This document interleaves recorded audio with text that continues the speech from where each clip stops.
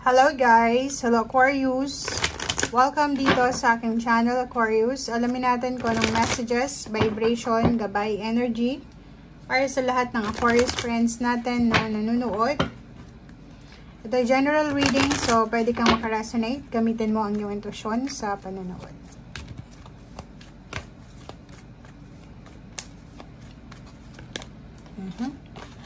Okay, Aquarius, first card natin is main male.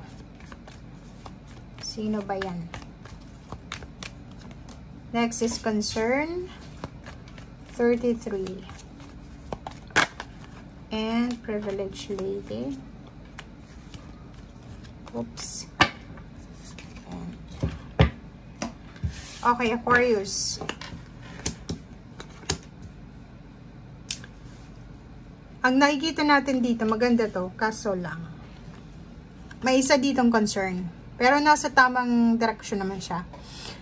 Posibleng may parents ka pa, lalo magulang na lalaki, father figure. Tiyuhin, lolo, parang ganun. Comment down below if resonated ka. Nag-aalala siya sa'yo, parang ganun. Nag-aalala siya sa kalusugan mo, sa health mo, or pwedeng nag-aalala siya sa relationship mo. Pwede ang nakikita natin dito, isang may edad na sa buhay mo. Yun na nga, pwedeng father figure, mother figure, or pwedeng tiyuhin, lolo, lola, na posibleng nag-aalala sa relationship na meron ka. Nag-aalala din tungkol sa trabaho mo. Pwedeng sa safety ng trabaho mo. Siguro hindi masyadong safe yung ginagawa mo. Trabaho ka sa gabi, sa umaga, ganito, ganyan. Okay? Okay.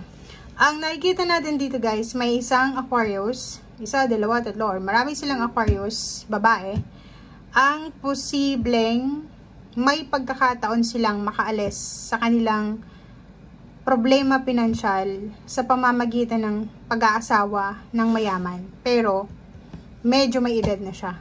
Yun yung concern dito. Parang in a relationship ka ngayon. For example, in a relationship ka, babae ka man or lalaki Comment down below if resonated ka. Pero parang feeling ko dito, hindi ka pa makaka-resonate ngayon. Kasi kung makikita mo, sa kasalukuyan, may karelasyon ka. And hindi ito yung relationship na tinutukoy dito. Etong relationship na to, ito yung main male mo. Ito yung focus mo sa ngayon. But, 35 is number 8 siya.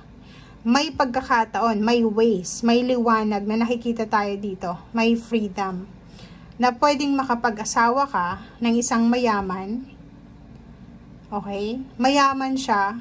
Or pwedeng hindi asawa, pwedeng relationship din.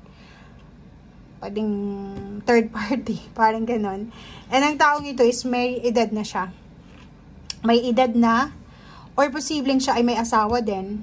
Kaso, yun na nga, ang good thing dito is mayaman siya and ino-offeran kanya ng stability sa buhay. So, pwede kanyang paggawa ng malapalasyong bahay, bigyan ng pera, ng negosyo, payamanin kanya as privileged lady. Pero, nakikita natin dito, yun na nga, medyo concern yung mga tao sa paligid mo. Especially yung parents mo. Parang ganun. Pero, kung makikita mo naman dito, wala namang sinasabi na judgment. Wala namang mga judgment na nakikita tayo dito. Kasi, secure naman to Parang wala namang makakaalam. Nako. Pero ang nakikita natin dito, if ever single ka ngayon, sa mga single dyan, isa daw sa pwede mong maging paraan para yumaman ka, aside from working hard, is yung makapag-asawa ka ng mayaman and matanda na. Okay? So, yun. Comment down below if resonated kayo.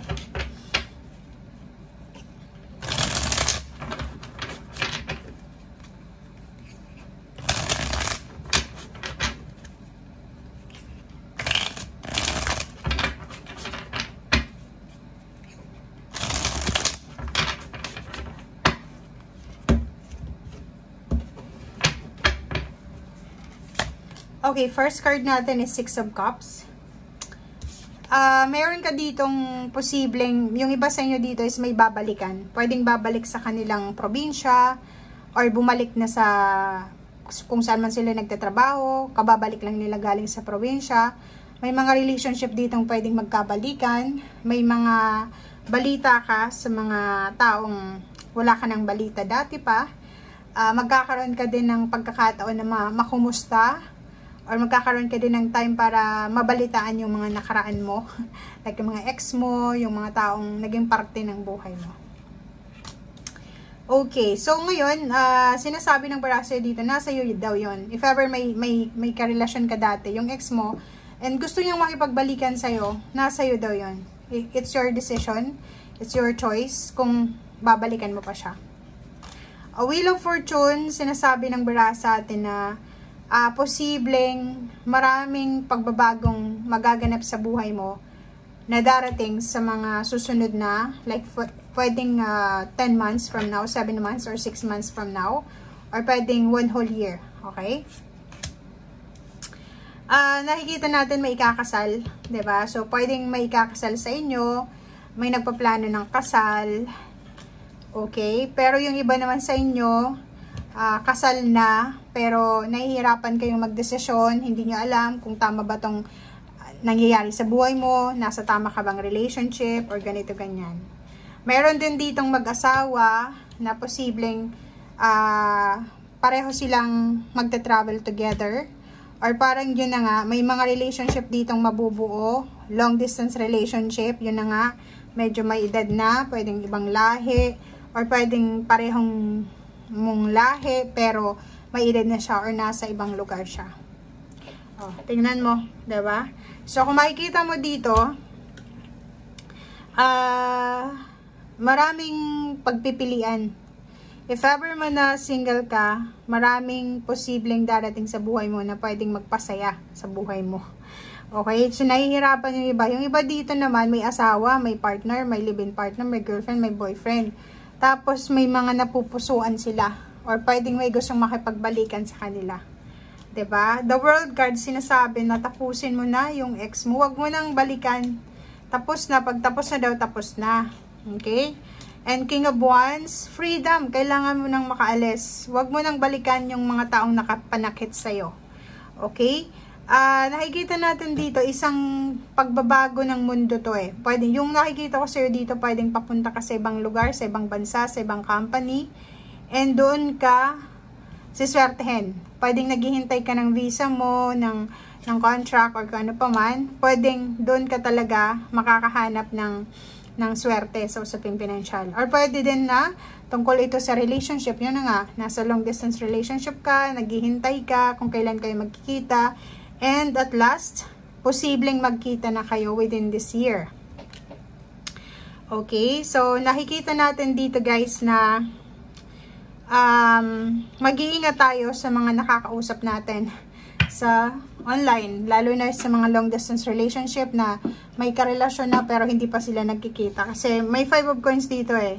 Pwedeng pinoproject ng taong ito may pera siya, pero wala naman siyang pera. So makinig tayo sa sinasabi ng intuition. Dahil posibleng niloloko ka lang niya dahil sa hindi mo pa siya nakikita. So, contradict siya dito. Okay? So, comment down below if resonated ka. Thank you guys. Bye!